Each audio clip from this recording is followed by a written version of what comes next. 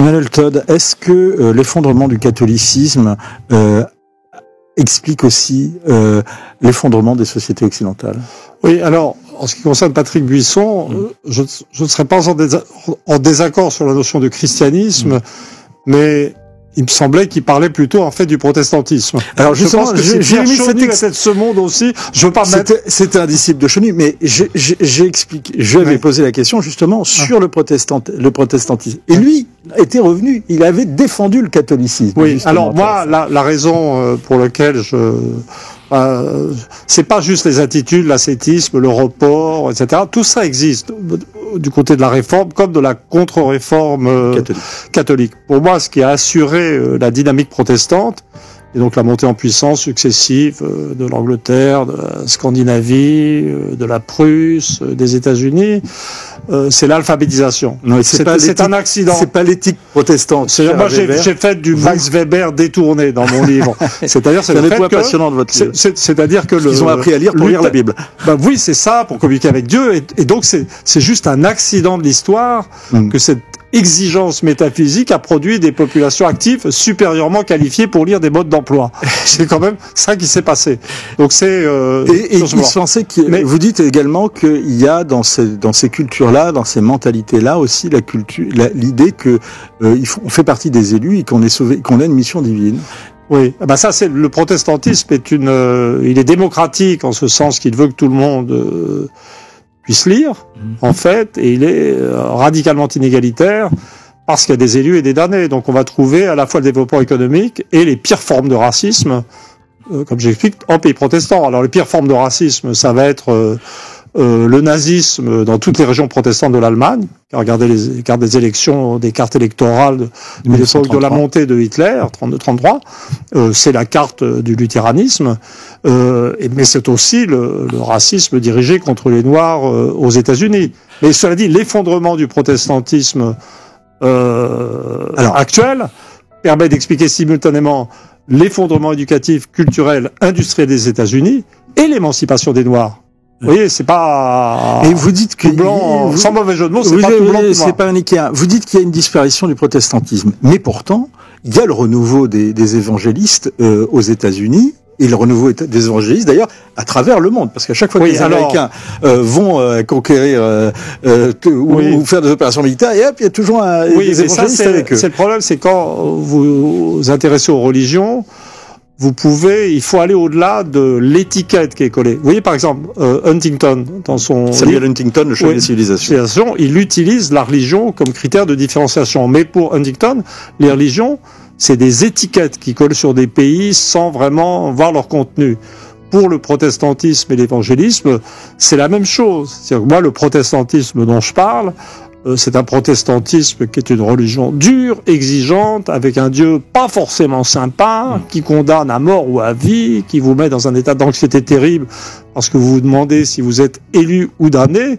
Et le Dieu des évangélistes, c'est un copain qui vous distribue des bonus financiers éventuellement. Et donc il est trop sympa pour redonner de la vitalité à cette société-là. C'est-à-dire, et ça a été qualifié par Rose Douta, qui est un intellectuel et éditorialiste du New York Times, d'hérésie en fait. C'est une hérésie. Ce qu'on appelle l'évangélisme, en plus l'évangélisme est en chute libre aux États-Unis aussi, mais ça n'est pas ce que j'appelle protestantisme. Ça n'est pas le bon produit. Est-ce que le puritanisme progressiste qu'on voit justement de l'idéologie New York Times aujourd'hui et pas du protestantisme sécularisé? Non, maintenant je pense qu'on est plus loin. C'est-à-dire qu'il y a eu une longue phase de ce qu'on pourrait appeler protestantisme sécularisé, que j'appelle moi plutôt protestantisme zombie, puisque j'ai ces trois époques de la religion, le stade actif. Les gens croient en Dieu, vont à la messe et appliquent les principes moraux de leur religion. Il y a le protestantisme zombie, c'est-à-dire que les gens, au fond, ne croient plus. Même, ils font, dans un contexte américain, ils font un peu semblant d'aller à l'office dominical, sans trop croire, mais les règles morales, les exigences morales sont toujours là. La moralité individuelle, sociale, le sentiment d'obligation, l'éthique du travail sont toujours là. Et puis, il y a un stade après, ça c'est les années 2000, en fait, qui est le stade zéro, ou même les exigences morales où il n'y a plus rien. Et j'utilise des critères, je dirais, pragmatiques pour mesurer ce passage, la disparition du baptême, même si le baptême est moins important pour les protestants, la montée en puissance de la crémation comme forme de... Et c'est des points d'ailleurs que... Parce que les églises étaient hostiles à ça. Et puis surtout, je prends comme indicateur central, et sans aucune indication polémique, je prends la date du mariage pour individus de même sexe. Je ne veux pas revenir dans les polémiques. Je suis anthropologue. 2013. Voilà, selon les pays, comme la date d'atteinte d'un état religieux zéro, parce que le mariage entre deux personnes de même sexe, dont je ne discute pas la valeur, n'a pas de valeur pour les religions, n'existe pas simplement. Si on est dans des sociétés... Pourtant, il y a des religions qui le bénissent aujourd'hui, en tout cas le protestantisme. Et dans ce cas-là, je vous dirais la même chose, et je ne suis moi-même pas croyant, mais je veux dire, en acceptant ces choses, les religions ou les églises officielles sont peut-être en train d'officialiser leur disparition en tant que ce qu'elles disent être. Alors, deux questions par rapport à ça. D'abord, Emmanuel Todd, la première question, sur justement le lien entre vitalité d'une société et vitalité d'une religion. Est-ce que la laïcité à la française n'a pas contribué au déclin de la France, et notamment de l'Occident, en vidant et en chassant le spirituel? Non, c'est-à-dire que moi, j'ai un modèle... Vous voulez pas remettre en cause un dogme, hein? Mais non, pas du tout. Ah non, pas du tout, parce que pour moi, si on parle du laïcisme, j'ai pris assez de coups sur la gueule, je le dis dans les termes usuels, parce que pour ma façon de parler du laïcisme charliste, comme d'une perversion, etc. Donc moi, honnêtement, la façon dont les gens parlent aujourd'hui de laïcité, et juste, j'essaie d'être poli. C'est autre chose. Mais vous pensez pas que cette laïcité française? Non. C'est-à-dire que la laïcité française a été une cancel culture. Non, mais dans le stade de la laïcité de la Troisième République, la France de la Troisième République, vous aviez les 2/3 du territoire national où les gens n'allaient plus, en simplifiant, à la messe, surtout les hommes. Quelques femmes allaient encore à la messe dans les provinces déchristianisées. 1/3 du territoire national sur la périphérie, où l'Église était plutôt entre 1850 et 1914 en remontée d'influence et de pratique. C'est l'époque où la France était devenue exportatrice de religieux catholiques dans l'ensemble du monde. Et puis, dans la partie centrale, vous aviez des formes politiques que moi je qualifierais assez volontiers de formes religieuses zombies aussi.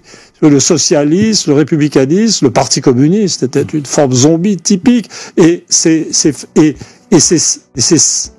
forces dont les valeurs étaient au fond assez proches en termes sociaux de celle de l'Église, qui parlait de laïcité. Cette laïcité, je voudrais pas dire il y a une bonne et une mauvaise laïcité. C'était plutôt des religions sécularisées finalement. Voilà, mais cette laïcité était très positive. Le problème, c'est qu'on a l'impression, j'avais eu l'occasion d'en discuter, j'avais fait une longue interview pour la revue Mission, une revue chrétienne, etc., dans laquelle je me représentais l'histoire de l'Occident comme l'histoire de la dépense ou l'utilisation sans renouvellement d'un capital moral et social religieux initial. C'est-à-dire qu'on part avec un certain type de structuration sociale accumulée ou constituée par le christianisme en un millénaire ou plus.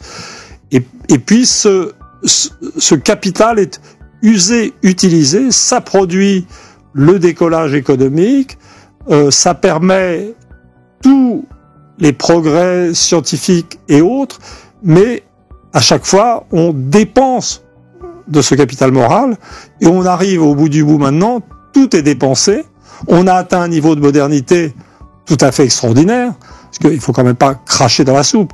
L'époque technologique est extraordinaire. Simplement, le problème, c'est que le renouvellement de ce capital socio-religieux, moral, est quand même encore plus problématique que celui des énergies renouvelables.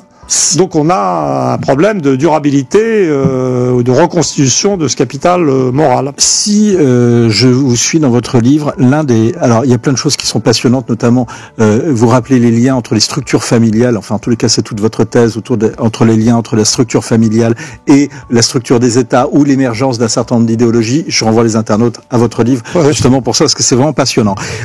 Il nous reste peu de temps. Je voudrais juste qu'on aborde l'un des ingrédients de cette défaite, en tout cas de l'Occident. Quels sont ces ingrédients? Est-ce que c'est cette disparition des classes moyennes et la baisse du niveau d'éducation et du niveau d'instruction en Occident? Oui, mais c'est la même chose. C'est cet état zéro en fait que j'essaye de saisir, mais plutôt à travers ce cas limite de la désintégration d'une société américaine où la mortalité augmente. Mais l'Europe aussi est un cas. L'Europe, à quel point de vue? Alors, l'Europe, alors d'abord, l'Europe est différenciée. Dans le livre, je distingue quand même plusieurs Occidents. Un Occident libéral, de famille nucléaire, qui va comprendre la France, les États-Unis, l'Angleterre, dans lequel l'état zéro de la religion laisse l'individu seul face à lui-même, puisque la famille elle-même, nucléaire, individualiste, n'est pas très structurante. Et ça a été le lieu de naissance de la démocratie libérale et de dépérissement actuellement. Mais l'Allemagne, l'Italie, surtout l'Italie centrale, ou la Russie, qui se retrouvent du coup du même côté, mais catégories ne produisent pas du tout la division du monde habituelle de ce point de vue-là quand on regarde l'Europe, où les structures familiales étaient autoritaires, où les idéologies qui ont été produites au XXe siècle, le communisme, le nazisme, c'était pas trop la démocratie libérale, sont sur une trajectoire un peu différente, puisque l'État religieux est de type zéro aussi, et je crois aussi pour la Russie.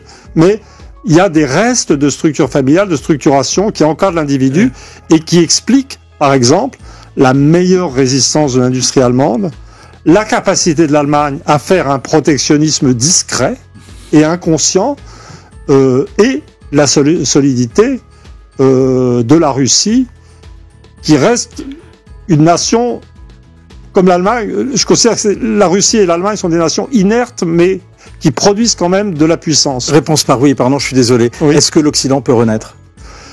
Je suis pessimiste sur la question. La défaite de l'Occident, c'est une véritable cure d'altitude mentale. On peut justement ne pas partager des conclusions avec Emmanuel Todd. Ce sera peut-être l'objet d'un autre débat. Mais qu'on soit pour, qu'on soit contre, c'est vraiment un livre absolument à lire. J'espère que vous en ressortirez comme moi. Enfin, je me suis senti beaucoup plus intelligent après l'avoir lu. C'est aux éditions NRF. Gallimard, merci beaucoup de nous avoir suivis.